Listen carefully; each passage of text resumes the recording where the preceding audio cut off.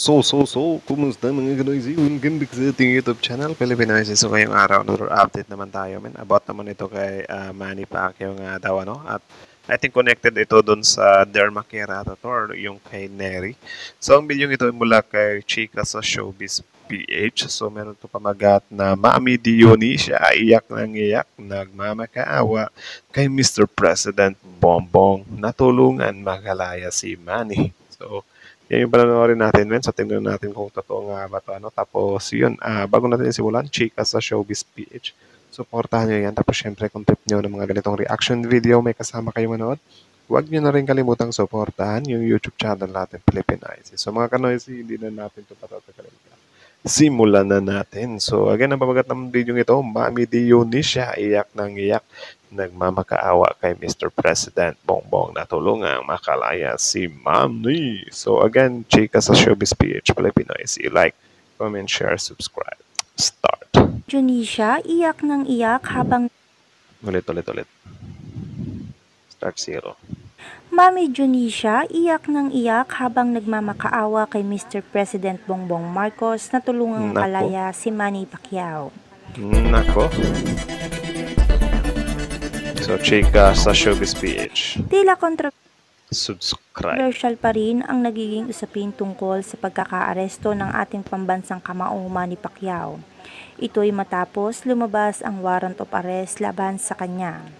Matapos din ang biglaan ding pagkakaaresto kay Neri Naig Miranda kaugnay sa kumpanyang Dermacare na milyong halaga daw ang na-scam sa mga investor. Grabe, ano. So, yun. Kaya kahit kaano ka kasikat, men, or kayaman, kung ano talaga, may magrereklamo talaga sa'yo, wala eh. Sakote ka talaga eh. Ang nasabing kumpanya. Matapos naman ang ilang araw na pamamalagi ni Neri Naig sa kulungan, matapos arestuhin dahil sa patong-patong na kaso na isinampa sa kanya, ay nabigyan ang kampo nito ng motion na makapaghain ng piyansa para makalaya. Grabe, Kahit ano. pa So, nakabail, kahit na sobrang dami yung ano, yung mga ibinabot sa kanya. So, nakabail nga siya. And actually, yun nga, dahil sobrang daming kababayan natin na galit. Sobrang galit na galit sila dun sa pag-bail. Kasi kapag kamayaman daw, bakit nakakapag-bail or nakakalaya? So siguro sa iba, ano, hindi nila alam na lahat naman talaga pwedeng mag-bail. Pero na lang sa mga ano, mga akusasyon na sobrang bigat talaga.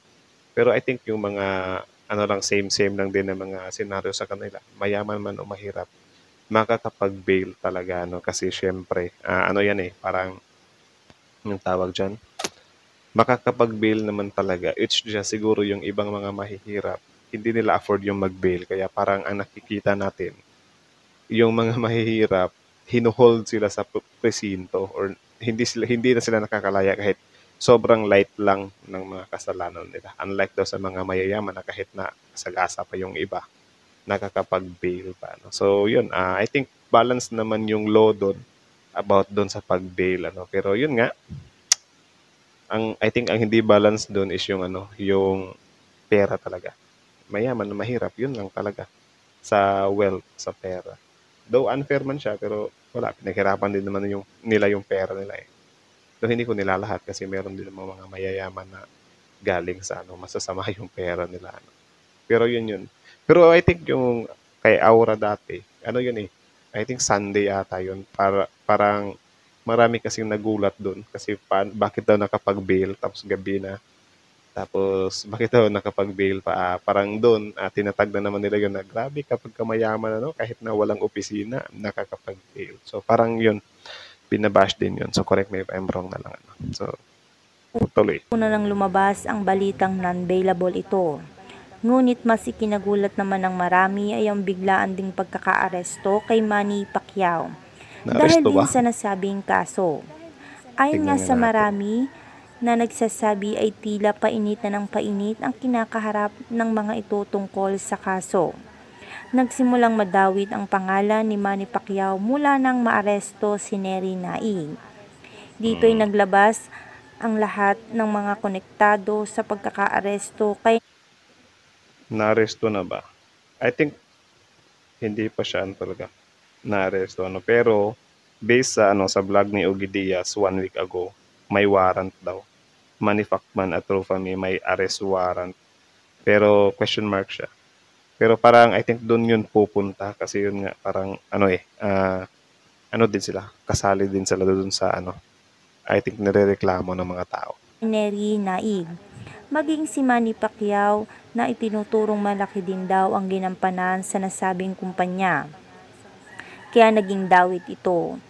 Isa raw kasi si Manny Pacquiao sa ambasador ng Dermacare. Aroy. Samantala, mula nang matanggap ng kampo ni Manny Pacquiao ang warrant of arrest laban sa kanya, ay kusang loob na itong sumuko para linisin ang kanyang pangalan. Kaya Yun. naman Nice. pinagkaguluhan online ang balita. Of course, susuko talaga agad yan kasi, I mean, hindi siya susuko. I mean, siguro parang ganun na lang. Parang ganun na din. Pero yun nga, parang haharapin niya talaga yan. Bilyonaryo naman yan si Idol Manny. Di ba? Yan lang yung tatakbuhan niya. Malulusotan niya lang din naman yan. Ito tungkol kay Manny dahil maging sila ay hindi naniniwala na magagawa ni Manny Pacquiao ang manglamang ng kapwa.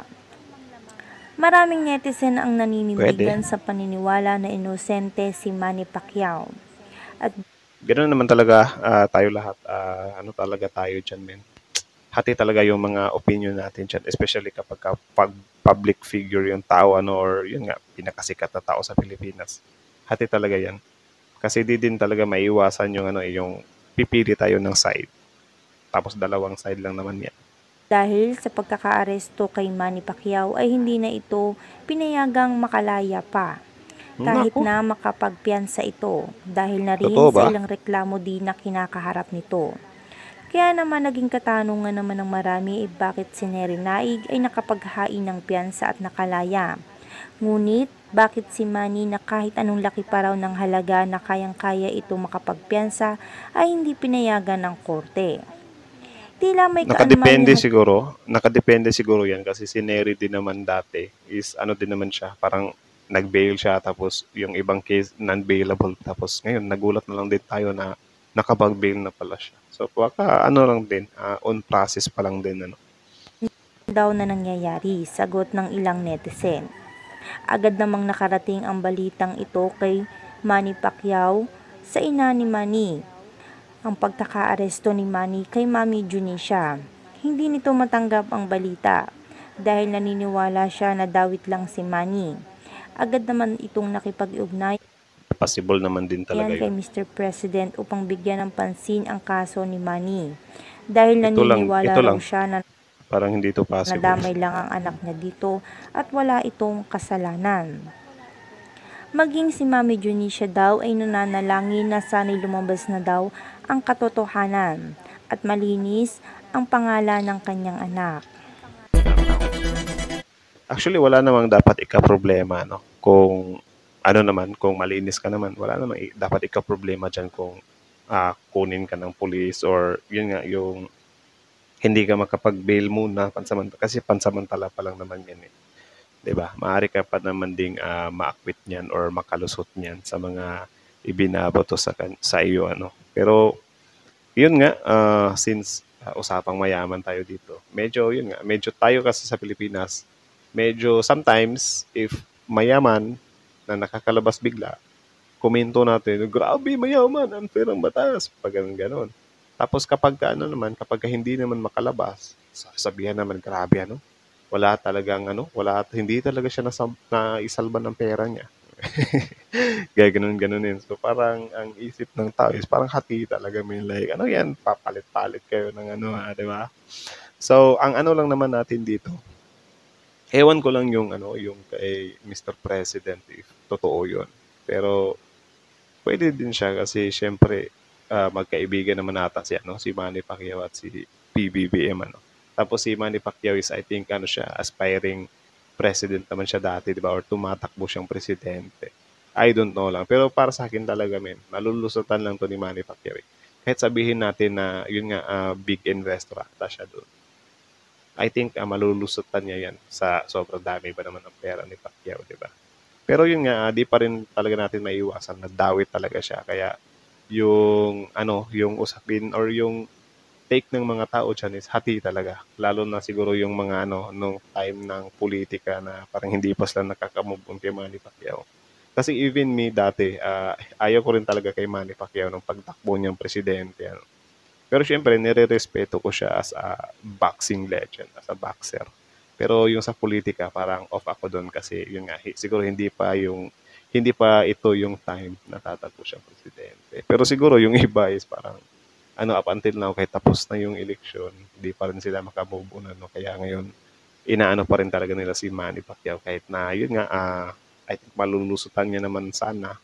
I mean, for sure malulusutan niya to, men. Ang sa atin lang talaga dito is baka ma-hold up ba siya, baka ma-hold ba siya ng ganun katagal or mahirapan siyang mag-bail. Pero para sa akin, makakalabas yan. Meron nga tayo mga big cases dito sa Pilipinas na nakakalaya pa rin yung tao. Especially kapag mapera, di ba?